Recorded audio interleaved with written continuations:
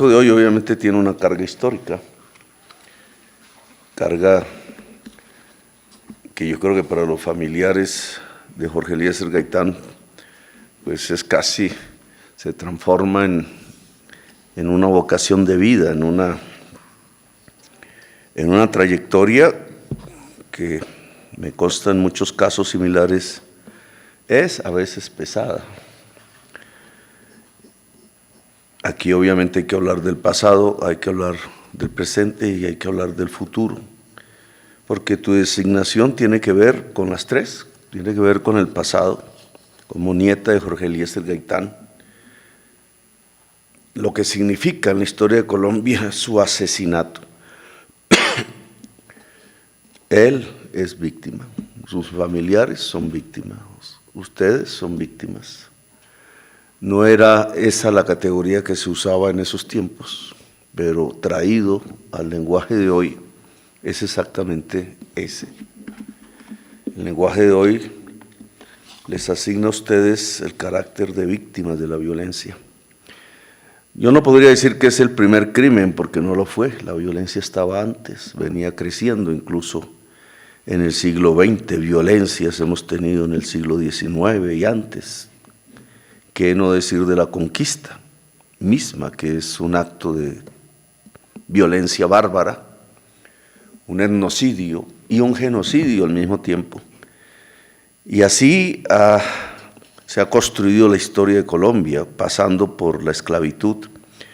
Yo tenía en la cabeza que en ese pasado histórico de hace unos siglos, y como economista pensaba que la preponderancia fundamental de la manera de producir de aquellos años era el feudalismo, el español, lo que tenían en España, la intención de imitarlo en Colombia, con los nombres que le dieron a estos virreinatos y capitanías, pero cada vez llego más a la conclusión que el modo de producción fundamental de aquellos siglos fue la esclavitud.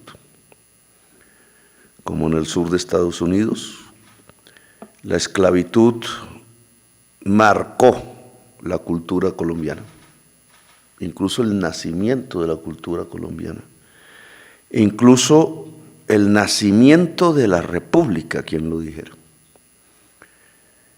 y permanece en la Colombia contemporánea, en la cultura de sus élites, en los comportamientos de la sociedad, en las formas que ha adquirido la exclusión social para transformarnos en una de las sociedades más desiguales de la tierra, una extensión de la cultura esclavista que aún está hoy en el país y que en el fondo es la gran responsable de la violencia en Colombia.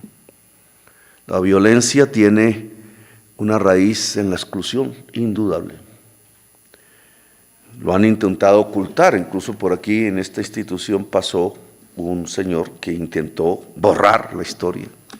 Le encargaron, quien lo dijera, como en los tiempos de Stalin, pero esta vez por la extrema derecha, la misión de borrar la historia.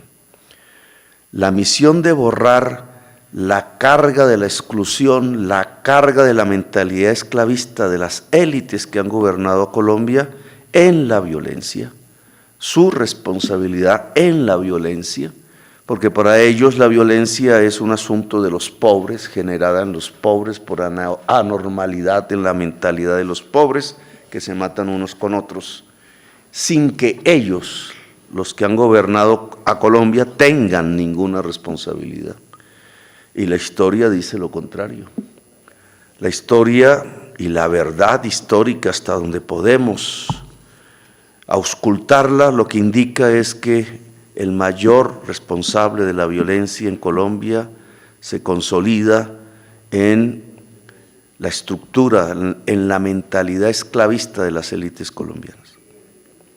Y entonces traer a la nieta de Gaitán, incluso lo que nos muestra, y esa es una de las cargas de este cargo, cargas del cargo, una redundancia, por eso se llama cargo, hay que cargar, es eso, el que es la víctima, la que hoy va a tener en sus manos la verdad histórica de Colombia, no el victimario. Son los herederos de los esclavos los que hablarán de la historia, voz silenciada, y no el esclavista ni sus herederos.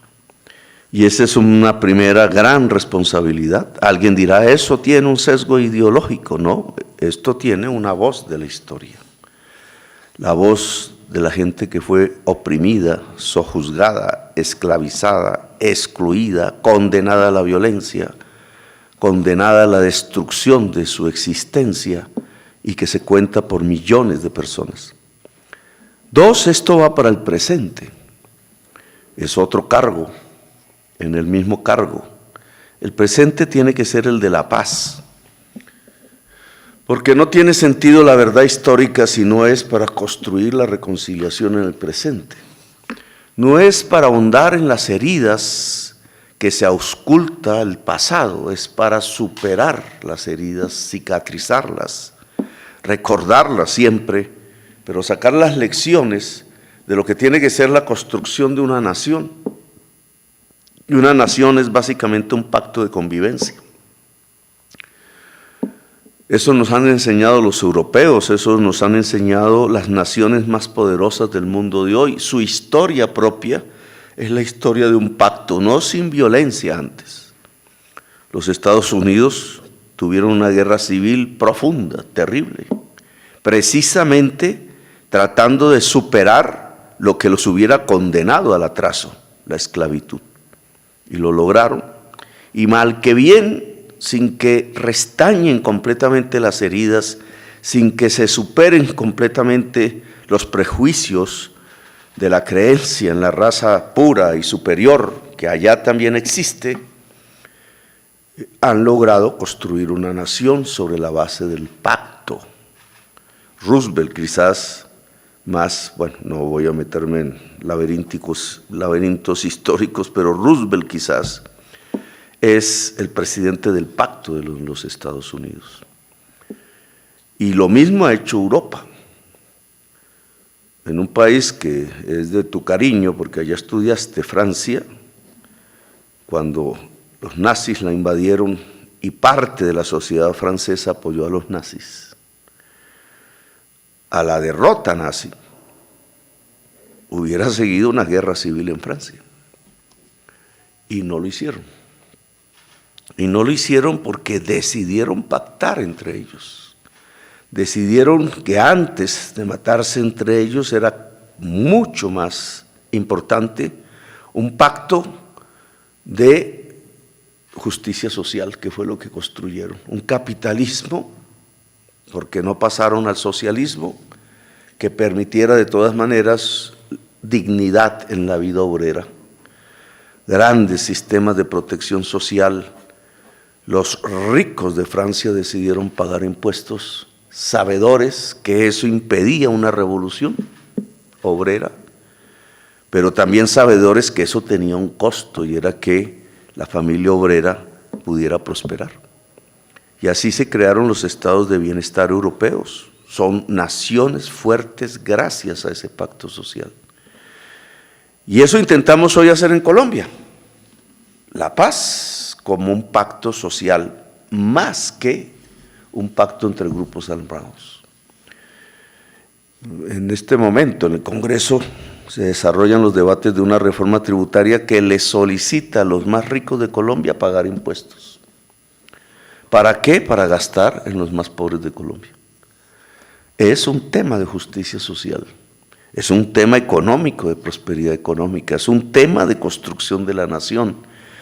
Aquí se necesita que esa memoria histórica vuelva incluso a los debates públicos, y es que el episodio de López Pumarejo, que para mí ha sido el Roosevelt de Colombia, con el debido respeto aquí de la señora Gloria Gaitán, pero frustrado, inacabado, es la violencia la que destruye esa intención de una reforma democrática balbuciante. Esa historia de las reformas sociales en Colombia que se impiden a partir de la violencia una y otra vez. El asesinato de Jorge Eliezer Gaitán es eso. impedir una revolución de transformaciones sociales, pues hoy hay que leerla en el lenguaje actual y contemporáneo. Es que si queremos paz, tenemos que traer al lenguaje y a la realidad del siglo XXI el hálito de las reformas democráticas que siempre inspiraron en los siglos republicanos a millones de personas y a muchísimos dirigentes, pero que nunca pudieron realmente concretarlas en la historia nacional. Y esto obviamente tiene que ver con el futuro, porque si lo logramos hoy, Colombia será una nación, Colombia será pacífica, Colombia será justa, Colombia será una potencia mundial de la vida. Entonces, todo esto, toda esta carga detrás de un cargo, el que asume hoy María Gaitán Valencia, a la que agradezco que venga aquí a ayudarnos y a colaborar. Ya veremos cómo se desarrolla el gobierno hacia adelante, pero tienes una misión que es fundamental.